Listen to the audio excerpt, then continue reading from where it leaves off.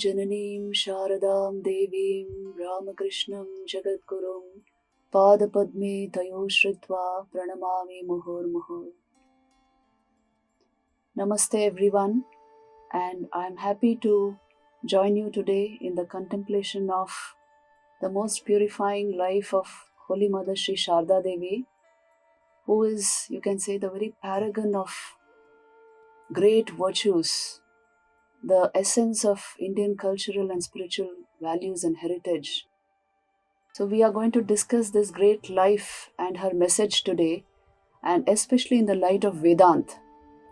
So whoever has selected this topic, my thanks to him for the simple reason that you helped me also contemplate on this great elevating life and her very inspiring messages, which are short but so potent, so intense.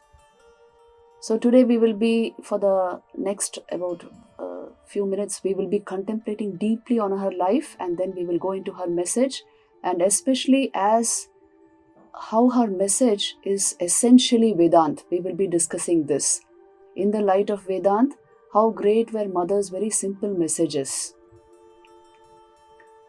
Holy Mother Sri Sharda Devi was very simple.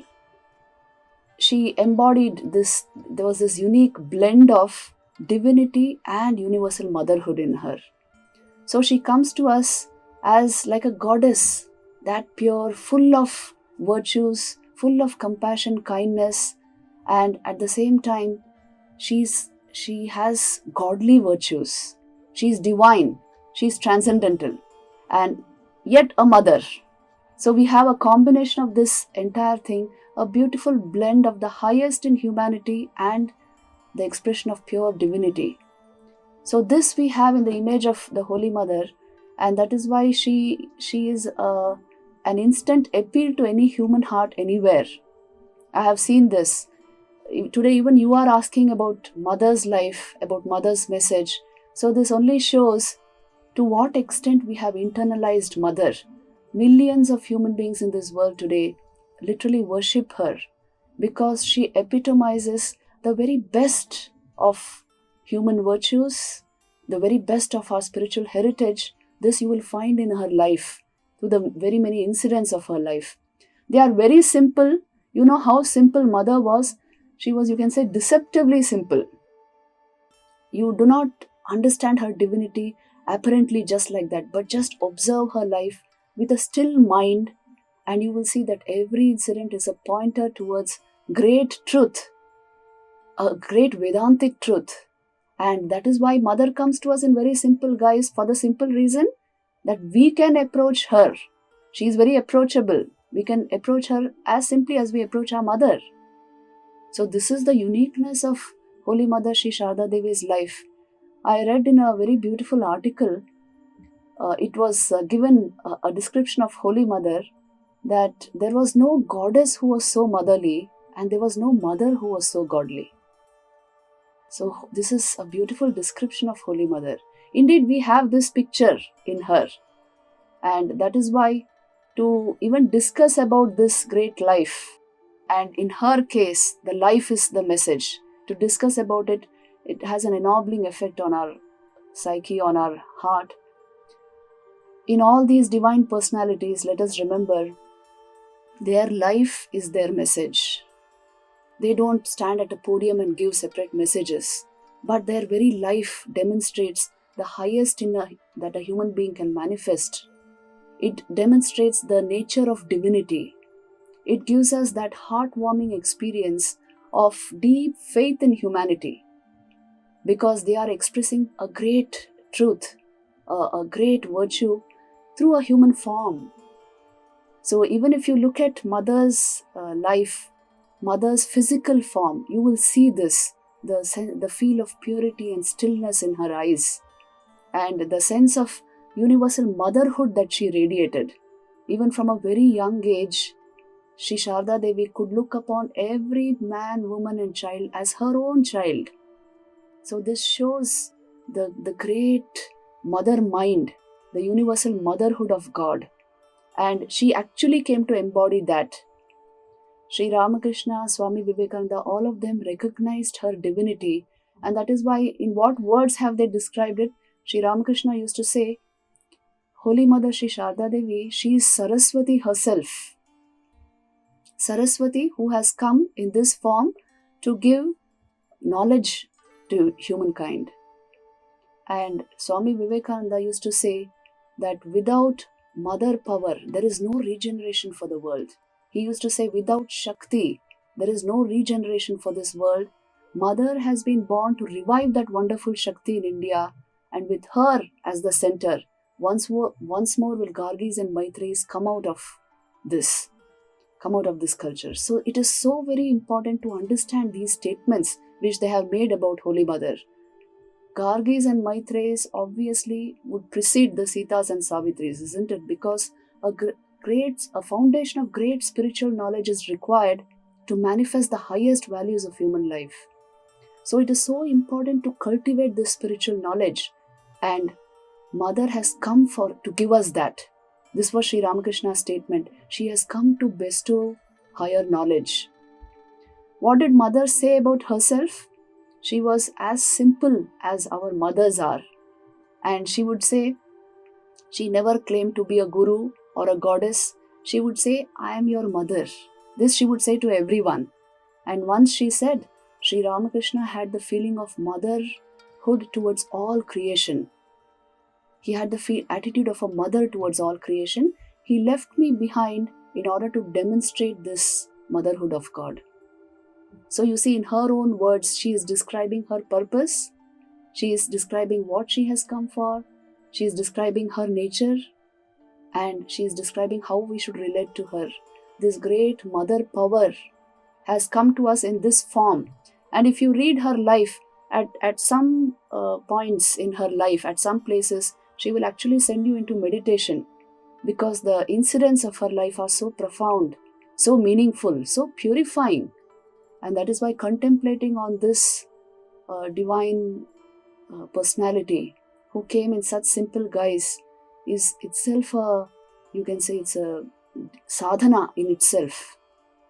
So we will be discussing some incidents from Mother's life. Let me go a little bit before that into the philosophical basis of this Shakti Tattva in Hinduism.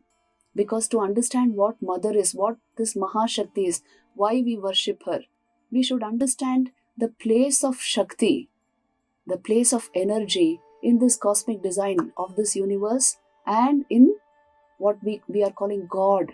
Why God manifests himself as Shakti? Why is Mahashakti worshipped? For the simple reason, she is the energy behind the universe. She is the cause for all movement, action, energy. She is the cause whenever we are seeing something, hearing something, thinking. As long as we are bound to this senses, this mind, trapped in this body, it is only Mother that we can relate to. For the simple reason that she is the energy behind all of these functions. Without Shakti, Brahman cannot function. Pure consciousness comes into manifestation as life through the power of Shakti. And this is the importance of Shakti, the divine energy of this universe. So, Sankhya psychology tells us that the ultimate reality is a combination of Purusha and Prakriti. Purusha is pure consciousness, what we are calling Brahman in Vedanta. And Prakriti is what we are calling Shakti. She is the divine energizer of this universe. She is the energy which brings Brahman into manifestation as life. So you can relate to this great Mahashakti directly. This is the Shakti Tattva. The importance of Shakti in our own system has to be understood. Vital energy is responsible for your entire mind mechanism. Swami Vivekananda says thought itself, it is nothing but refined vital energy. So this vital energy manifests as your thought, your ideation, emotion, as your will. It manifests as everything. Movement is due to the presence of Shakti. Thought is due to the presence of Shakti. And that is why if vital energy leaves the body, then there is no manifestation of life. So this important point has to be understood. In the cosmic design, she is Mahashakti who enlivens consciousness and makes manifestation possible. In the life of Shankaracharya, the 8th century AD philosopher, there's a very beautiful incident which tells us about this Shakti Tattva and how Shankaracharya himself understood the glory of this Mahashakti. Shankaracharya was going towards, this incident happened in Kashi, in Varanasi, and Shankaracharya was going towards the Ganges, the river Ganga, for his bath. And on the footsteps of a ghat, as he was proceeding, he saw a lady. It was a narrow lane, and there he saw near the ghat a lady sitting with a dead body beside her. And she was sitting, obviously he thought maybe it's her husband who has passed away. And this lady was sitting there and just looking at him.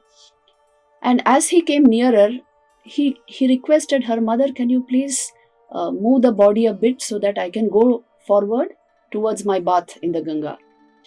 Now this lady immediately said that, "Well, it is you who claim that everything is Brahman. Only Brahman is, and all is Brahman. So then this also is Brahman. Why don't you ask Brahman to move?" This question stumped Shankaracharya. He immediately thought that this is no ordinary woman. She is actually trying to tell him that Brahman himself cannot move. It is only when Brahman is conjoined with Shakti, with vital energy, he becomes capable of life. Now vital energy has left. So although Brahman is there, he cannot manifest as life. So you see what a profound truth she is leading him towards. And then Shankaracharya understood this Shakti Tattva, the need for vital energy, Shakti, to manifest consciousness as life. Shiva becomes his entire manifestation, his creation, through the power of Shakti. All doing, thinking, feeling, willing, everything is due to the power of Shakti. And without Shakti, Shiva cannot move. Brahman is not capable of manifestation. So when he grasped this tattva, he immediately bowed down to that woman, who was none other than Shakti herself, who had come to teach him in that form. So this is the great Shakti Tattva of Hinduism, the importance given to this divine cosmic energy, who is responsible for energizing everything. All divine personalities who have come from this culture, that is why they have been Shakti worshippers.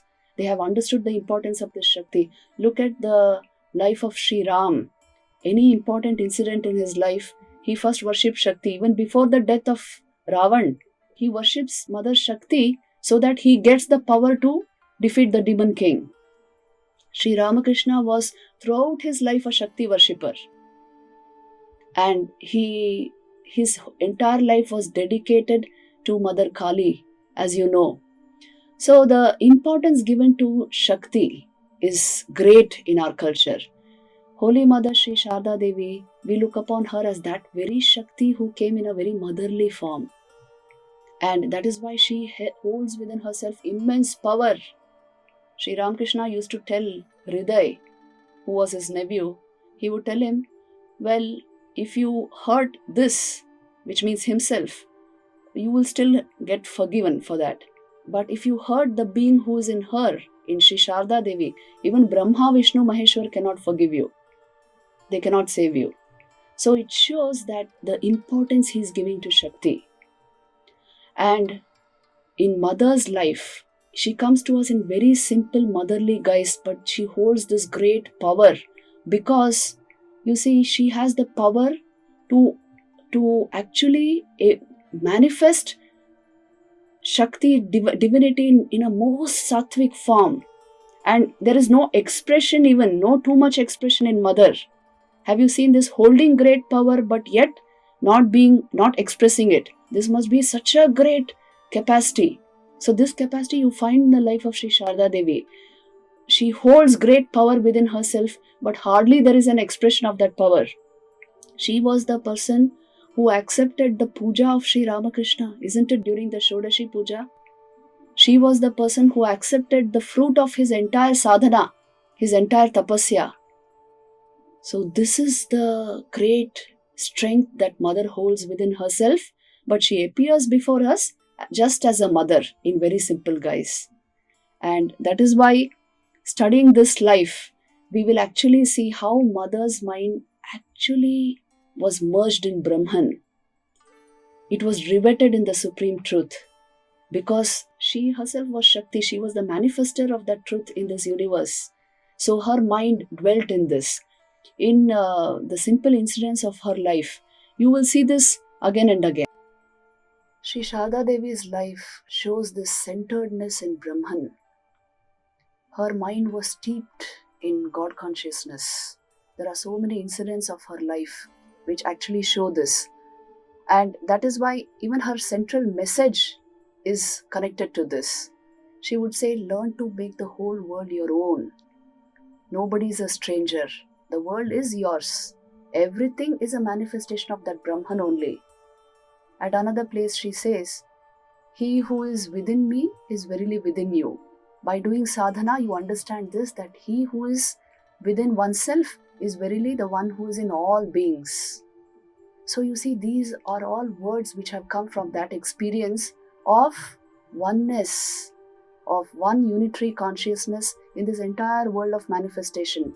There is one consciousness shining in different names and different forms. You see, when you see around you, you see only a world of manifestation, of multiplicity. But there is one underlying current of unity, underlying this entire world of difference. And that is consciousness. One who touches this consciousness sees from within, as it were, sees the heart of things, as it were. And that is why you find such expressions. These are verily like words of the Upanishads. In the Kathopanishad, there is this beautiful mantra which says, Agnir yathaiko bhuvanam pravishto rupam rupam pratirupo babhuva ekas tatha sarva bhutantaratma rupam rupam pratirupo bahischa, which means just like fire. Fire is the same no matter what the structure of the flame, isn't it? Flames can be very different, but it's nothing but fire. So also there is only one consciousness which appears to be different or modified according to the subtle bodies, according to the causal and subtle bodies of different beings. So it appears to be different, but it is the same fire. It is the same consciousness that is manifesting through all these names and forms. This is actually the recurring theme of the Upanishads. They are trying to show us the actual unity of all existence. Where does unity lie? It lies here in the perception of this unitary consciousness. Nityo anityanam chetanas chetananam eko bahunam. The verses of the Upanishads are constantly pointing us towards this, that there is an eternal substance in the midst of these perishing things around us. There is one conscious being interpenetrating and manifesting through all that appears conscious, and even all that appears unconscious. And that is this truth of Brahman, this truth of pure consciousness. So you see, Mother Sharda's words are on par with the words of the Upanishads, which is the very essence of our Vedas, because a being of realization, a person who has had realization, actually perceives the essence of the scriptures. And you find this spectacularly in Mother Sharda's life. But she was very simple, and so she would not show the level of her realization. Let me give you an incident here which will help us understand Ma Sharda's nature. Once Yogin Ma, who was a close associate companion of Holy Mother, she visited her at Dakshineshwar. And Mother Sharda told her very simply, see, the master is in ecstasy day and night. Please go and tell him I also want a little taste of that ecstasy. I am also yearning for it. Please tell him this. Now Yogin Ma went to the master and she made this appeal to him, that mother also wants to have ecstasy, what is called Bhava Samadhi. Then the master became very grave because he knew the stature of Holy Mother, and he became very silent. When he would go into that state, Nobody could speak much. So Yogin Ma then bowed down to him and she came back slowly to the Nahabad where Holy Mother lived in Dakshineshwar. As soon as she came to the Nahabad, she saw Mother. Mother was sitting in worship, but streams of tears of ecstasy were rolling down her cheeks. And in that radiant state, suddenly Mother started laughing and crying in turns. She was in a state of deep bhav samadhi. After a few minutes, she plunged into samadhi and became completely still, absolutely still and radiant with holiness and divinity. And Yogin Ma was stunned at this sight and she just stood there, unable to speak anything.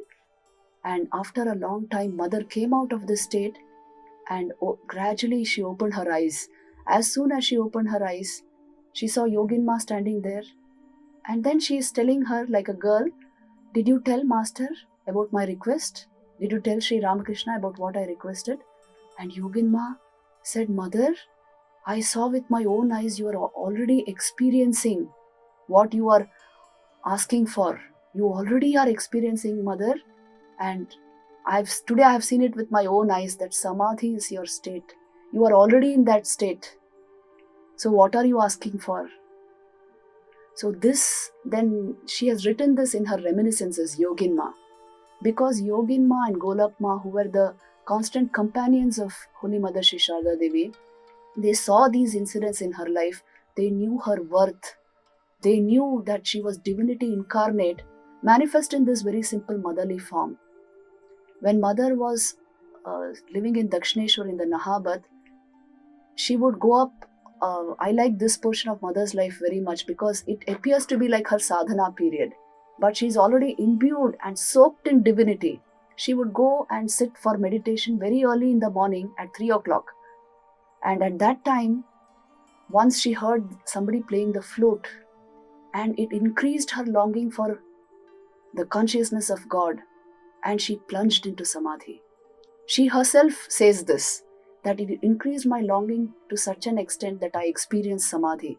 Just somebody playing the flute near the Panchavati, in the Dakshineshwar temple garden.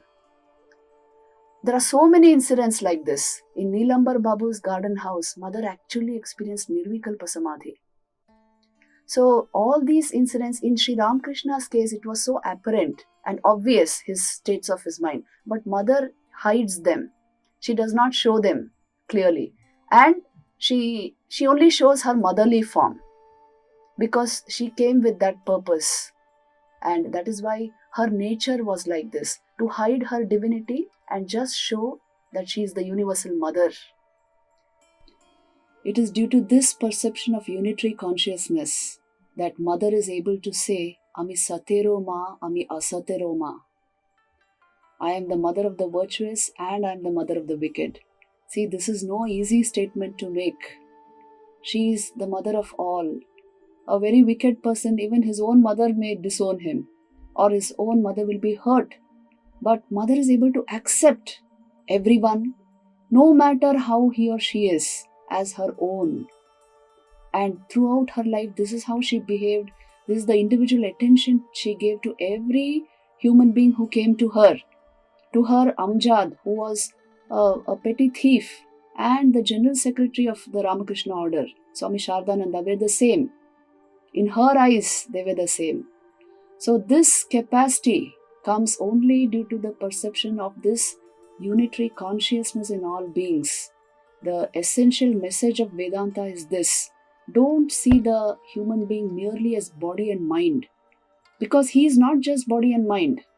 He is the spirit, the soul, the Atman, which is functioning through a body-mind complex. So when one realizes this divinity within oneself, one is able to see the same in others. And this was the clear perception of Ma Sharda towards everyone, and yet mixed with motherly love, motherly concern. So that is why we have this unique blend of the highest divinity and great motherliness in her. There is this beautiful incident which happened in Dakshineshwar. Mother would carry Sri Ramakrishna's plate of food to his room. when it was time for his lunch. So when she would carry the plate of food, usually she would cook in the mornings, and then she would cover it and take it in great silence to his room. At one point, one lady came to her and she requested mother, Mother, can I please take this food to the master? And mother said yes and handed over the plate of food to her. Now that lady placed the food in front of Sri Ramakrishna and left the room. Then mother came. Mother would sit and fan the master and make sure that his mind did not plunge into samadhi, because then he won't be able to eat. So she would do this while the master ate. So when mother came and sat, Sri Ramakrishna immediately told her that, why did you send this food through her? Don't you know this lady does not lead a good life? How can I eat this food? Why did you send it through her? Then mother said that I will make sure I bring the food next time, every time. But master, if somebody calls me mother, then I cannot hold myself. So if somebody addresses me as mother, I will have to hand over the food to her. I will have to do what she says. So please forgive me for this, and you must remember that you are not my Lord alone. You belong to the whole world. Look at mother's perception. Look at her words. You are not my Lord alone. You belong to the whole world. She is reminding him. And then without another word, Sri Ramakrishna started eating. He was very happy. At these beautiful expressions of mother, Sri Ramakrishna rejoiced, because it showed that the purpose for which she came into this world, that was getting expressed. That was coming out of her naturally, spontaneously, in so many ways. There are very many such beautiful incidents in mother's life. There is that incident of the betel leaves rolls which she would make. See, this is a common practice in Bengal, that they eat betel rolls after lunch. It helps in digestion and all that. So mother would make these betel rolls for the master. And it was found that one day when a devotee was working with mother, she found that mother was making 2 sets of rolls. One with the ordinary spices which they put in a betel roll, and the other one was being made with some special spice like cardamom added to it. And then this lady asked that, Mother, why are you making 2 kinds of rolls? And look at mother's answer. She says, well, you know, this variety which is ordinarily made, this I am making for the master, and he eats this type of roll, and these special ingredients I am putting for the new devotees who come to this temple garden. Because you see, they are newly coming. It is I who have to make them my own. That is why I am putting these special ingredients into these rolls. And for the master are these ones, the ordinary ones, because he is already my own. Look at the beautiful expression of mother. Whoever feels, you see, a young wife would naturally want to give the best to her husband. But look at mother's perception. Mother's idea was that everybody has to be made my own. That is why I say she had the capacity from a very young age to look upon everybody in this world as her child, as her own. And that is what she created that is why the bond that we feel with Holy Mother. She was really the universal mother of all beings. In so many incidents of her life, you will find this is the dominant expression of her life. She would put everything aside to assert her motherhood. There is one incident which is really startling. One lady would come to the master, and she had a strange attitude towards the master, which was that of Madhur Bhav. So one day she came and behaved in some particular way which Sri Ramakrishna did not like, and he scolded her. He scolded her and he asked her to go away. Now this lady was weeping and wailing, and you know, mother says, well, why did she go to him? She should have come to me. I am there for my poor child. You bring her here. And when that lady was brought to mother, mother is telling her, see, if he is annoyed at your presence, don't worry, you come to me. I am there for you. You come into my company. Look at mother's expressions. Her divine motherhood dominated over everything else. That is why the normal dualities and dual understanding of the human mind, these polarities of our mind, good, bad, right, wrong, small, big, weak, strong, all this did not exist. One bond of love engulfed everything. And that is why her actual perception of human beings was like that, making everybody her own. All types of people used to come to her in Dakshineshwar as well as later on in Jairambati when she lived there. And she had this capacity to make everyone feel at home and feel like they have come into the lap of their mother. So what an enormous capacity is this in today's materialistic modern world. You see what an enormous huge message she has to give, that a personality like this existed. A personality like this could love in this manner. This itself is so ennobling, so purifying for us to know. And that is why she inspires the greatest devotion in us. Let me tell you another beautiful incident which happened in Jairambati. There was this young boy called Nyan who used to come to mother. He had met mother at Udbodhan, and he wanted to come to Jairambati. So when mother went to Jairambati, he came there. So he was a boy from East Bengal, very devoted but obstinate by nature. And this boy, when he came to meet mother in Jairambati, one day she asked him, "Do you go to bathe in the Amodar river in the morning?" So there is that river Amodar where mother also used to go. And mother asked him, "Do you go there to bathe?" And he said, "Yes, mother, I go there." Then she said, "Well, tomorrow when you go there, take this basket and get me yellow flowers which are blooming on the banks of that river." There was a huge tree with bright yellow flowers. So pluck as many flowers as you can and put them into this basket and bring it for my worship. Then Gnan was very happy. He was a young boy. So the next day when he went to the river, he climbed the tree and plucked a basket full of flowers and he brought it to mother. And when he came to mother's home, mother was sitting in worship in the worship room. And so she signaled to him to place the basket there, and she signaled to him to sit down there. So Gnan sat quietly watching mother worship. And mother finished the worship of Sri Ramakrishna, and then she signaled to him to come closer, and then she whispered a mantra into his ears. She initiated him. So this blessed boy who did not even know and had not asked for initiation, he received the initiation mantra, and then mother told him, "My boy, now you bow down to Sri Ramakrishna." The boy immediately said, "But mother, you are my guru, I will bow down to you." And then mother said, "No, bow down to Sri Ramakrishna, he is the guru of gurus, I am your mother." Then this boy was obstinate by nature, so he said, "But you initiated me, you are my guru, I should bow down to you. As for my mother is at home." So actually then mother became stern and cut him short and said, "You're saying your mother is at home? Please look at me. I am that mother. Look at me, I am that mother." And to his great surprise, Gnan actually saw his biological mother sitting there. And he was totally taken by shock. And then he did not know what to do. And after some time again he saw Holy Mother sitting there. So then he writes in his reminiscences, "That day I understood that she is the true mother of every being.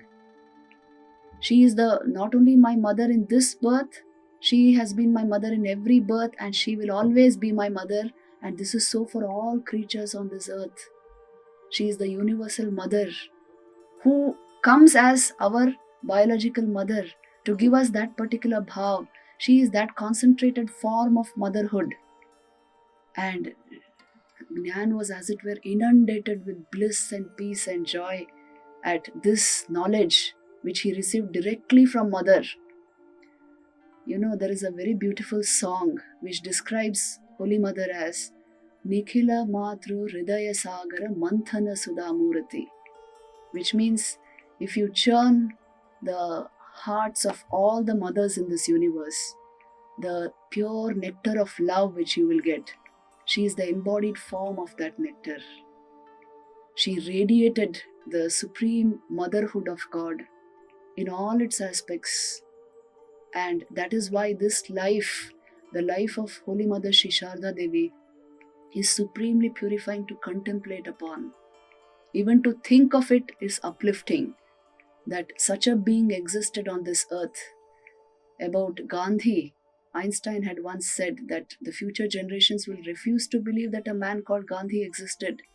What to speak of Holy Mother Sri Sharda Devi, that such divinity and purity are a possibility. And in the human system, in a human being, this is really, that is why the divine incarnation comes, to give us this conviction, this faith, to arouse devotion in our heart, and to know that the greatest human values are a perfect possibility in the human life. They are not utopian ideals. They can be expressed. With the awakening of divinity comes all virtue, comes all, you can say, ennobling power into the human life. All nobility comes by itself. So Mother Sharda's life gives us this immense hope. She's actually a beacon of hope and light for all of us, and a perennial inspiration towards the greatest values of life. But she herself was so simple. Let me tell you this funny incident. Mother Sharda was once, when she was in the Udbodhan house, she asked one brahmachari whether he was frightened of ghosts. And he said, how can we be frightened of ghosts? We are the children of the Divine Mother, which means she herself. And then Mother said, but I am frightened of ghosts. She said, they make my stomach shrivel. And he laughed and said, oh, you are frightened of your own creation. Actually, he was also referring to her relatives, who were the people around her. Sometimes were very bothersome and very irritating, but Mother tolerated and accepted everyone with love.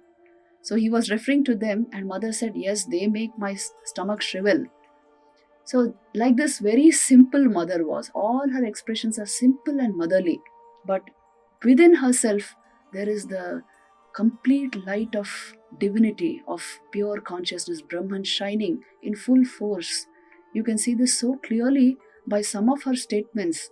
Once when she was in Kashi, one Swami Arupananji Maharaj, he told her, Mother, I do not want nirvan. I do not want mukti, that means. Why? Because then I will not have you. I always want this relationship of mother and son with you. So I don't want nirvan. And Mother suddenly said, my foolish boy, you do not know the nature of God is nirvan. Which means my real nature is nirvan. See, it's an outpouring of a tremendous spiritual truth, that the incarnation is established in Brahman, in God consciousness. That is why he is the incarnation. And he has these human aspects of him, but the divinity shines forth throughout his life, in every aspect of his life. So this we find in the life of Holy Mother Sri Sharda Devi. Once when Mother was a little later in her life, when she used to suffer from rheumatic pain, maid used to come and massage her feet with medicated oil. So that maid's name was Kamini. She would come daily and massage Mother's feet, and Mother would sit with her feet outstretched, as you see in the photo which we keep in our dining halls. So Mother would sit like that and she would massage the feet. Now one day a devotee entered Mother's room when this was going on. And Mother suddenly turned towards that devotee and said, the body is one thing, the mind is another thing, and the soul is another thing. But that soul pervades this body-mind complex. That is why I feel pain here. She showed her knees. That is where she had the rheumatic pain. And then she says, but if I withdraw my mind, I will not feel this pain. See, the whole of Vedanta is there in this incident. The soul, the spirit, that is manifesting through this body and mind. It pervades the body and mind. But you have the capacity to withdraw the mind in such a way that it turns towards its own source, towards its divinity. And you can remain completely oblivious of the body-mind complex whenever you wish to be. This capacity the human mind has, because in your essential nature, you transcend the body mind complex. She is giving out these utterances, these great philosophical truths in such simple ways. You see, this is how she explained this profound truth of Vedanta to this devotee. So, in Mother's life, you find such remarkable incidents. Take any of her messages and you will see the profundity of it. She once said, there is no treasure equal to contentment and no virtue equal to fortitude. Check your life and see, isn't this true? This is true of every human life. At some point in our life, we understand the truth of this. There is no treasure equal to contentment, because no matter what you bring into your life, after some time, the mind will be saying, what more? What more is there? So that is why contentment is to be practiced, and fortitude, deep inner strength, resilience, deep inner courage, this is to be practiced. And these are the actual treasures of life, Mother says. Profound teaching in such simple words. Her last teaching is a real blessing. It's a great message for all of us. If you want peace of mind, do not find faults with others. Rather, see your own faults. Learn to make the whole world your own. No one is a stranger, my child. The world is yours. This was Mother's last teaching, which she gave to a woman devotee. You see, these words are potent with meaning and so relevant to our lives. If you want peace of mind, check and see if you have this tendency to find faults and to any form of negativity. If it rules your mind, you will not have peace of mind. Rather, she says, see your own faults and learn to make the whole world your own. That is why love, kindness, service, these are not options. These are the ways of good living. These are the normal, you can say, standards or norms for a great life, for a really good life, a fulfilling life. So Mother's last message encapsulates the essentials of human fulfillment. And that is why each word of hers is very important. They are actually sentences meant for meditation. If you want peace of mind, do not find faults with others. This is meant for meditation. And that is why Mother's life and message are intertwined. In her own life, what she practiced, that came out of her mouth. And her own life shows, you can say, the very essence of our scriptures. In one incident, Mother tells us, let me tell you this incident and finally conclude this talk. This was the message which she gave to Swami Shantananji Maharaj, who was a great sadhu of the Ramakrishna order. He was a disciple of Holy Mother Sri Sharda Devi. So once she told him, look, my son, if there is any crisis in your life, do one thing. Deeply think of me. Go into solitude. Cut off from everything. Dive into your japa and meditation. Deeply pray to me. Keep your body and mind pure. And dive into spiritual practice. And if you deeply pray to me, if you are able to connect with me, you will get my response. Do not distract yourself for a few days, but dwell on this, on your japa and your meditation, your spiritual practice. And still if you do not get my response, please see that your mind has not risen to the level from where you can hear my command, because I will definitely respond. One who prays to me wholeheartedly will definitely receive my response. You must lift your mind to that level. Now this teaching of Mother, it is something which all of us need, which all of us can practice in our lives. Whether there is any crisis or not, if you lift your mind to Mother, that itself will answer all your queries, will bring deep peace within you. All that the human life can offer, the fulfillment which human life can offer, you can bring into your system, you can bring into your experience if you can connect like in this way with this divine personality. This is Mother's great, you can say, hope, message of hope for all of us. She was a beacon of hope, inspiration and light. And with this message, I would like to conclude today's talk. Let us pray to Holy Mother Sri Sharda Devi that these beautiful incidents of her life and her inspiring messages come live in our own lives, and we are able to tread her path, follow in her footsteps towards the supreme ideal of life.